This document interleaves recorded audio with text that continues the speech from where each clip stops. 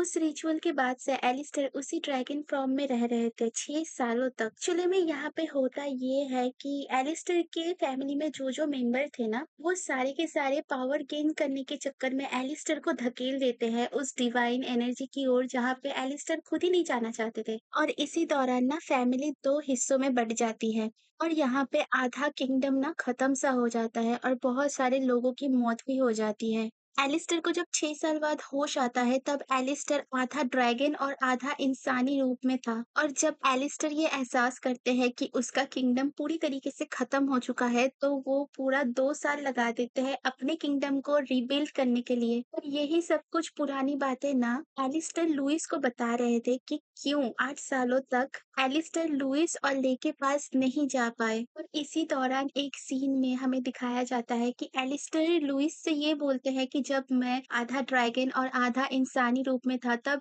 कोई एक नॉर्मल इंसान भी उसकी ओर देखने से डरता था। तो इसलिए वो ली के बारे में सोच के कि ली को वो जाके गले लगाएगा, उससे प्यार भरी बातें करेगा और इसी चीज़ को लेके वो इतना ज़्यादा पॉज़िटिव था कि वो 2 साल में ना खुद को रिकवर कर लिया। बट एलिस्टर के ऊपर ना सब कुछ ठीक करने का एक रिस्पॉन्सिबिलिटी आ गया था कि वहाँ के सिटीज़न भी अच्छे से रहे और उसका पावर भी बना रहे। तो इसी वज़ह से ना यहाँ पे डेम इस्लर आती है एक ऑफ़र लेके जहाँ पे हमें दिखाया जाता है कि डेम इस्लर एक माइनिंग स्टोन के बदले में एलिस्टर से ये दावा करती है कि उसे नेक्स्ट डचेस बनाया जाए, मतलब वो जो डचेस का टाइटल है ना उसको मिलेगा और इसके बदले डेम इस्लर वो जो माइनिंग का जो पूरा गोदाम है उसका जो पैसा आएगा वो सारा कुछ एलिस्टर के साथ वो शेयर करेगी ताकि एलिस्टर अपना किंगडम दोबारा से खड़ा कर सके। और यही वो कॉन्ट्रैक्ट होता है जो हमें स्टार्टिंग से दिखाया जाता है कि डेम इस्लर और एलिस्टर के बीच का जो कॉन्ट्रैक्ट है। यहाँ पे एलिस्टर और बोलते हैं कि मुझे पता था कि मेरे साथ कुछ ऐसा होने वाला है, ऐसा रिचुअल, क्योंकि मेरी फैमिली का लालच बहुत ज़्यादा बढ़ चुका था और उसका अंजाम उन लोगों को पता नहीं था। इसलिए मैंने ले और मेरे भाई बेंजामिन को एक सेफ जगह पे भेज दिया था जहाँ पे ये दोनों सेफ रहे। एक्चुअली में मेरा मोटिव था कि ले सेफ रहे और मेरा भाई उसे थोड़ा-सा देख ले अच्छे से, बस और कुछ नहीं। बट इसी दौरान इतना साल लग जाता है कि एलिस्टर को खुद भी पता नहीं चलता। ये सारी बातें लुइस बस बिना बोले चुपचाप सुन रही थी। लुइस को पता था कि उसके पापा का कुछ तो मजबूरी था, इसलिए उसके पापा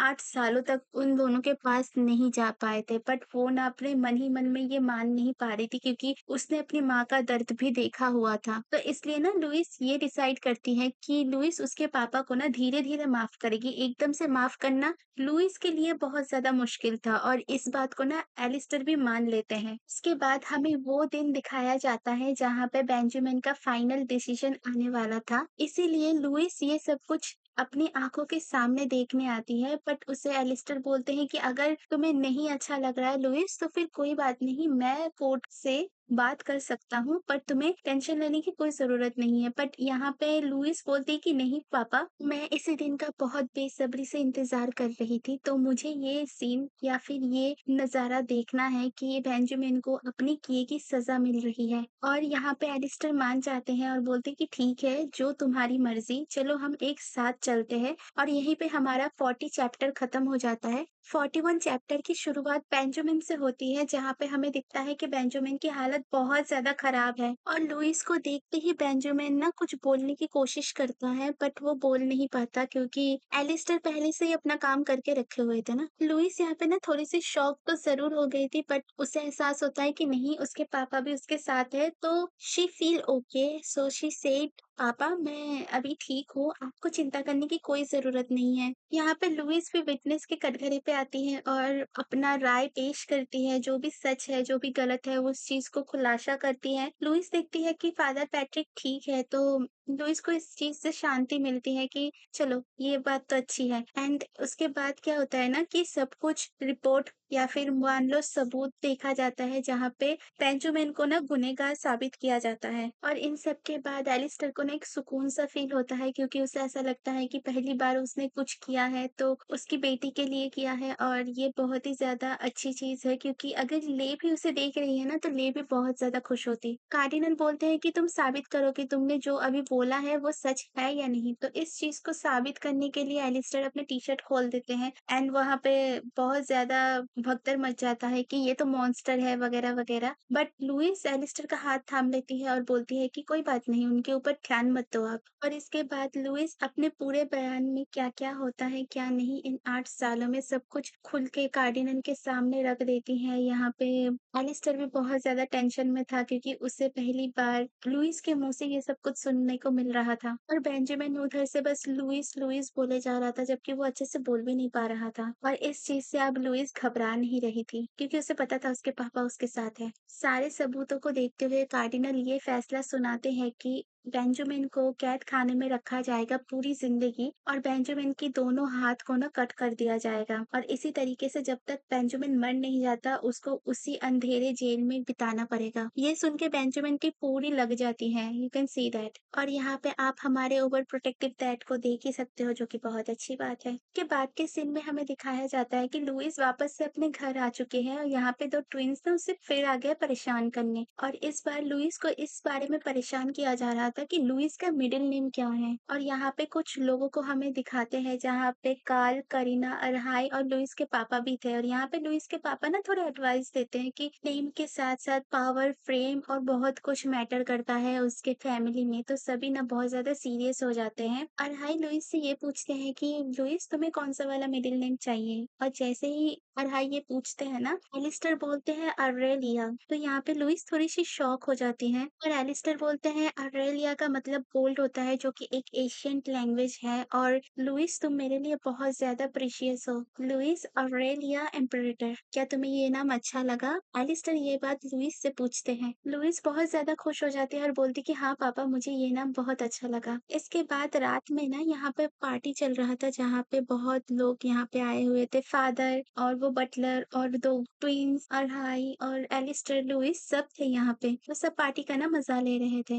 डेम इसलर लुइस के पास आती है और डेम इसलर ने एक चीज ऑफर करती है लुइस को। लुइस बहुत ज्यादा इमोशनल हो जाती है और बोलती है कि थैंक यू डेम इसलर। तो डेम इसलर यहाँ पे बोलती है कि लुइस तुम ना खुद पे फोर्स मत करो क्योंकि मुझे पता है कि मुझे माँ बोलना तुम्हारे लिए भी इजी नहीं है और मेरे हिसाब से माँ तो जिंदगी में एक ही बार होता है, इसलिए मेरे पास एक सोल्यूशन है। तुम माँ बोलने की जगह मुझे एक दोस्त मान सकती हो, बहुत ही ज्यादा क्लोज फ्रेंड। तो यहाँ पे हमारा 41 चैप्टर खत्म हो जाता है। 42 चैप्टर के शुरुआत में हमें ये दिखाया जाता है कि डेम इसलर की इस बात से ना लुइस और एलिस्टर दोनों बहुत ज्यादा खुश थे। तो यहाँ पे लुइस बोलती है डेम इसलर से कि एक बिजनेस टाइकून जो है उसे मेरा दोस्त बनना है, मैं तो बहुत ज्यादा प्राउड फील करूंगी इस चीज पे। लुइस ना डेम इसलर के गले लग जाती है और इन दोनों के बीच में बहुत अच्छे से दोस्ती हो जाती है। और दूसरी तरफ ना कार्ल और करीना थोड़ा सैड हो जाते हैं क्योंकि इन दो ट्विंस को जो अपने पापा याद आ रहे थे इसकी वजह से। यहाँ पे करीना ना अरहाई के पास जाके चिपक जाती है और बोलती है कि पता है मेरे पापा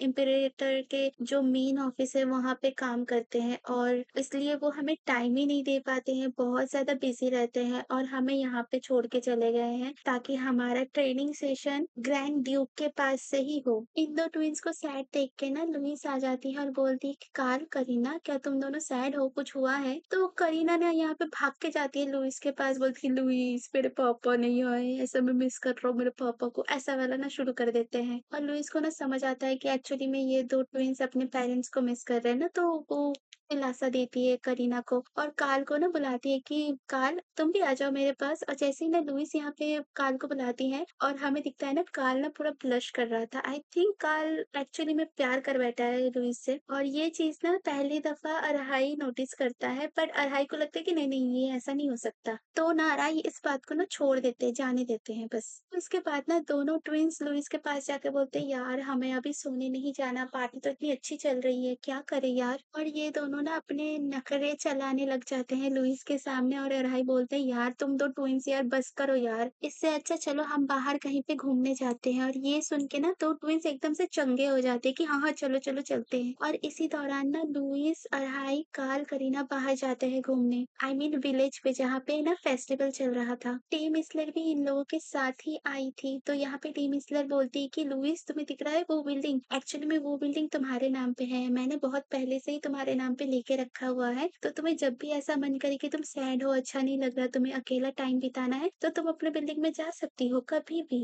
लुइस यहाँ पे शॉक हो जाती है, बोलती है कि हैं डे मिस्टर आपने ऐसा कब कर दिया? आपने तो बताया ही नहीं मुझे। तो डे मिस्टर बहुत शांति से बोलती है कि कोई बात नहीं लुइस, हम दोनों दोस्त है ना, तो एक दोस्त दोस्त के लिए कर ही सकता है। यार ऐसा दोस्त मुझे भी दे दो कोई। तो यहाँ पे दिखता है कि डे मिस्टर लुइस के साथ बहुत ज़्यादा एन्जॉय कर रही थी, जैसे कि पूरे विलेज के फेस्टिवल में घूमना और सब कुछ को एन्जॉय करना वैसा टाइप। इस दौरान ना डे मिस्टर लुइस से ये बोलते हैं कि कोई बात नहीं लुइस, अगर कभी भी तुम्हें कोई भी नीचा दिखाने की कोशिश करे, कभी भी उसकी बातों में मत आना तुम, क्योंकि तुम हमेशा ये जानना कि तुम्हारे पापा ग्रैंड ड्यूक है और तुम्हारी दोस्त डेव इज़लर है, तो तुम किसी चीज़ से घबराना मत, कभी भी नहीं। इसी दौरान ना वो 2 ट्विन्स आ जाते हैं और फिर से जाके लुइस से चिपक जाते हैं, इसके मैग्नेट चिपकता है पूरा। इसके बाद के सीन में हमें उस किंगडम का पैलेस दिखाया जाता है, जहाँ पे वो राजा-रानी रहते हैं ना, वो वाला पैलेस। और इस पैलेस का प्रिंस इड्रिस फिर से कहीं पे गायब थे और उसका वो 2 बॉडीगार्ड फिर से उसे ढूँढ रहे थे। और प्रिंस इड्रिस ना अचानक से आके ना सबको डरा देते हैं और हँसने लग जाते हैं और बोलते हैं कि क्या मज़ा आया ना?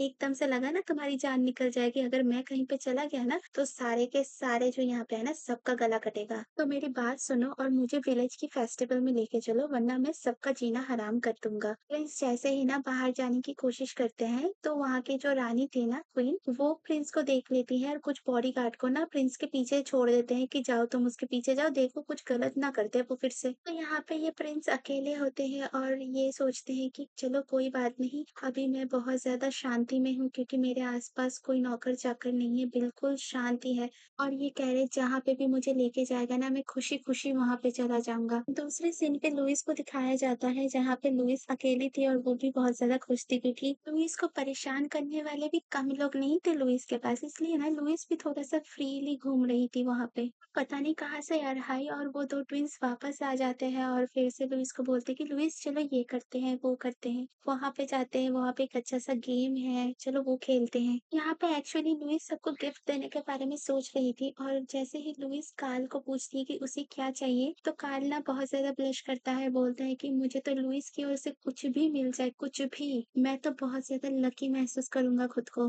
और इसी दौरान ना कुछ लोग लुइस की ओर देख के ये बोलते हैं कि अरे ये लड़की बास्टर्ड चाइल्ड है ना? और इसी के साथ-साथ हमारा 42 चैप्टर भी यहीं पे खत्म हो जाता है। अगर आप लोग मेरे वीडियो को लास्ट तक देख रहे हो तो इसके लिए थैंक यू सो मच और मिलते हैं अगले वीडियो में।